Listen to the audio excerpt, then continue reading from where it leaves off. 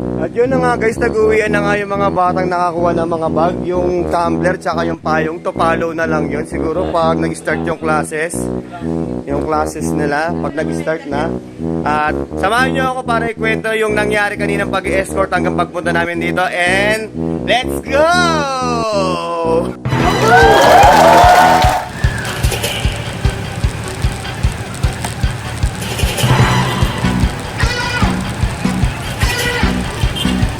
Ilang school tayo, boss? Ilang school?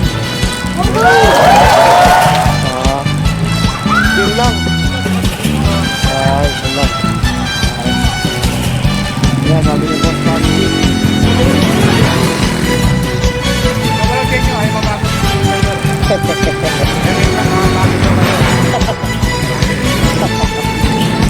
Yan, kaya-kaya yan.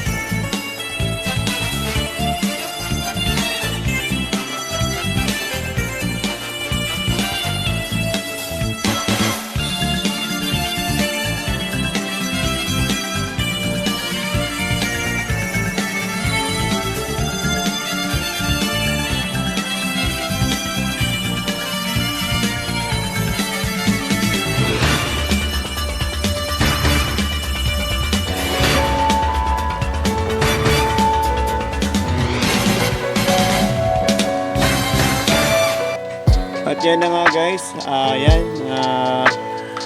ongoing na nga yung pagpasok ng Mayora dito sa may Manuel Rojas High School. Ayan, inaasisan siya ng ating mga Tigers. Yan, si Tiger 41 yan, si Ortiz.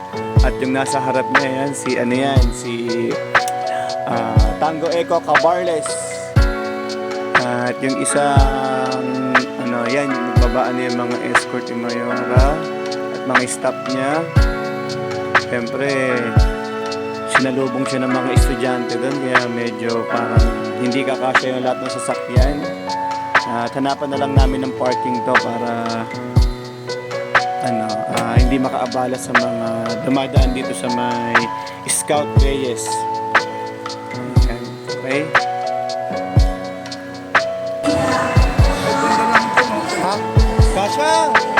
Kasha.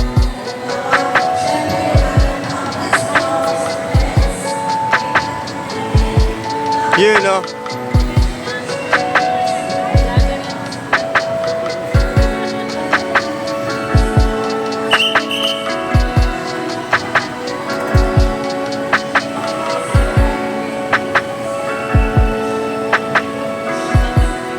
Huwag naman sana. And syempre, hindi mo natin makakalimutan din yung incentives lagi ng ating mga students. Hindi. Enjoy your public service. Check natin yan. Dahil Boom! already sold. Hindi, tumbler, tapalo. Tapalo nga na. Learning Kids Fund. So again, Mayor, we wish you the best. Yun o. Mayor, and we, the faculty and staff and students May school na pala kayo ngayon. of Ross High School would like to give our unwavering Hindi ka malak ko. Ha? Tangina. Ikaw mo. Puro lalaki yun. Thank you, Mayor. Kayo na lang dalawa. At least, di ba? Dalawa? Sigawan na daw. Si ma'am. Joy Belmonte na. Special Officer, sa ating Sakate, sa ating pong EAU Head, Marcos Coloso, sa lahat po ng mga magulang at mga guro, at dito ngayon at syempre sa mga kabataan. Nagugutom na ba kayo? Ako din nagugutom na kasi 12:30 na. Tayo lang po ay nahuli kasi marami tayong ganap ngayong umaga ito. Pero happy ako kasi alam nyo, sa schedule ko, up to the 150 plus schools in Quezon City, I really only have time to look to 5. And this is the last school that I'm going to. And I'm very happy. Natuwa naman ako na pagbati ninyo sa akin ang pagtanggap. Marami pong salamat. At kahit na lumpat na po kayo dahil nagugutom na, ay parang gutom na, parang gusto na busog sila, no? Hindi sila low energy nung sila ay mag-welcome sa akin. So napakainit ng pagtanggap. Thank you so much. And kanina binanggit ni Ma'am Gina yung mga ginagawa natin sa ating mga paaralan para sa ating mga guro. Muna na ba? Since hindi naman tayo makauwi, pakinggan na lang po ninyo ako magsalita. And then loko lang. Si Ma'am Gina maraming binanggit. Pero kanina lang pinag-uusapan namin ni Ma'am Marie Chris. Lahat po ng mga pinangako po natin ay scheduled to be delivered before I step down in 2028. Yan po yung mga smart TV sa ating mga schools. Lahat po ng mga laptops may bibigay na sa mga guro. Yan. Sa lahat ng mga wish list ninyo, talagang pinadyagan po natin. And within the 3 years left of my term, that will all be given to you. Okay? And now, I just want to remind our parents, alam nyo, marami pa sa inyo, every year, nagte-text pa rin, nagpo-post pa rin sa FB ko, magbibigay naman ng school supplies kayo this year. Basta, mga magulang, matik na po yan. Every year, may learning kids na po ang inyong mga anak. Nag-budget na po natin yan. At hindi lang yan, kada taon, habang po nadadagdagan ang ating mga koleksyon ng pulis, ay nadadagdagan din ang ating kayang ibigay sa mga bata. So nagpapasalamat ako sa pagpapasensya ng mga magulang at ng mga bata. Siyempre, lagi nila ako kinukumpira sa Makati, bakit daw sa Makati may rubber shoes, may leather shoes, ganyan. Eh kasi naman po mga nanay, 30,000 lang ang mga bata sa Makati. Tayo po 240,000 ang mga bata sa Quezon City. 28 lang po ang school sa Makati. Tayo 159 schools sa Quezon City. Pero ang budget ng Makati, halos parehas lang ang budget ng Quezon City dahil mayaman po sa Quezon. Pero bagaman hindi tayo kasi yaman ng Makati, pinagsisikapan ko po talaga na yung mga pinakakailangan ng mga bata para sa kanilang pag-aaral ay naibibigay naman po natin. Yung school supplies daw dati wala naman po yan. Pero ginawa natin prioridad ang edukasyon ng mga bata.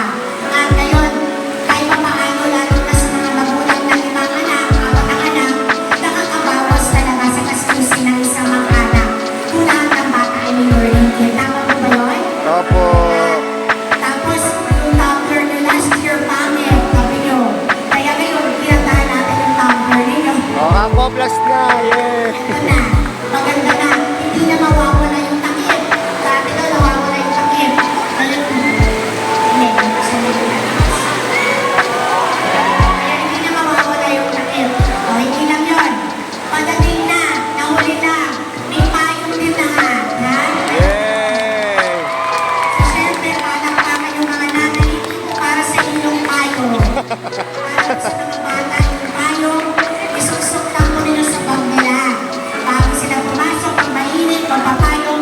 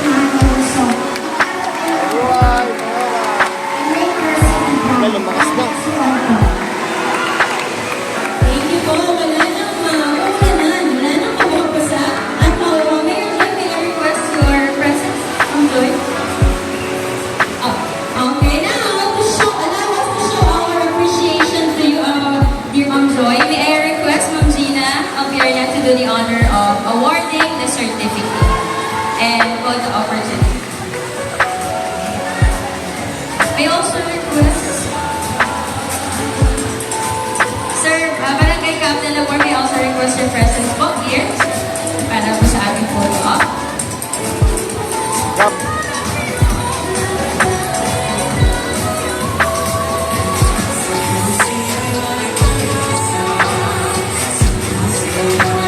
Okay, thank you. Ito na po ang moment na hinihintay, ang ceremony of giving of school supplies.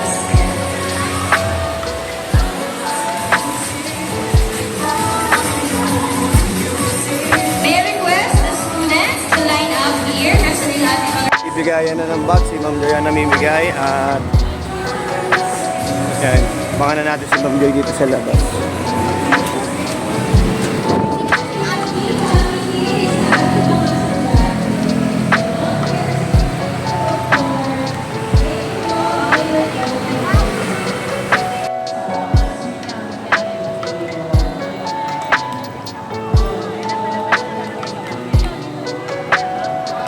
Ito.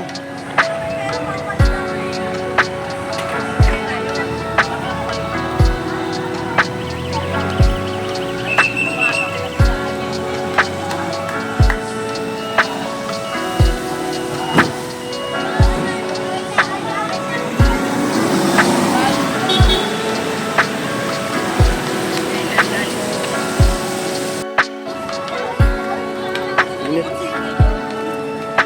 Yan. Yan, nakakuha na yung iba ng... Yung tumbler, tapalo na lang. Oo, saka payong. Oo. Yan, binigay na yung, yung mga bags, tapos yung tumbler at saka umbrella. Ano na lang yung tapalo na lang. Yan, dito yan sa... Manuel Rojas High School. Okay. Yan, bigayan na sila.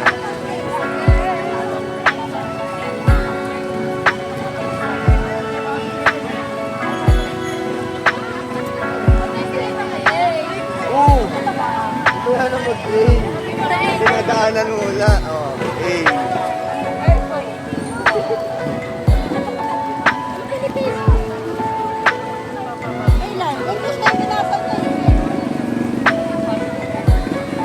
Okay, okay na. Balik tayo dun sa second assignment.